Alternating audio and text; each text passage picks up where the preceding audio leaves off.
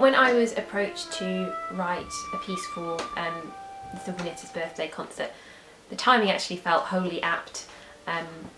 I was pregnant with my first child, and I composed formations during my pregnancy and then into the first few weeks of my child's life.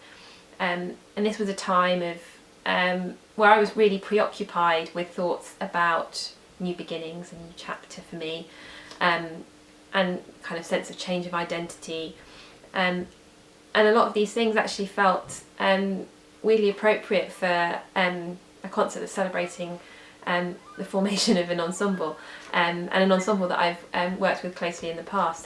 It was a really lovely opportunity to encapsulate that kind of world that I was in over those few months, which was really quite an important and special time for me. When I was planning the piece and thinking about the kind of sound world I wanted to create, I had a real sense that I wanted to explore a unified sound. I was very aware of the existing repertoire for the Sinfonietta, loads of amazing pieces, lots of really amazing pieces that explore the kind of virtuosity of the individual players, with a real focus on kind of the individual line. But rather than trying to go down that route, I had a very strong sense that I wanted to explore a kind of unified sound, a sense of the collective sonority of the ensemble. This piece is written for the traditional Sinfonietta lineup, but with a couple of doublings: clarinet, doubling bass clarinet, and there isn't bassoon, there is contrabassoon. My first encounter with the London Sinfonietta was as a student at the Royal Academy of Music. So I'd listened to recordings before, but when I moved to London to study at the Academy, one of my first projects was to write a piece that was for players from the Academy and also from the London Sinfonietta.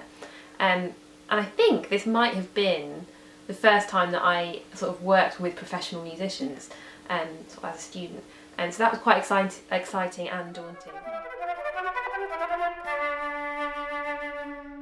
So the idea of unfinished business, that I feel that quite strongly as a composer, because it's such an ongoing process, and with each piece you write you are often, or at least for me, trying to explore something new, and that is something that I find really reassuring, that there isn't this kind of stagnancy.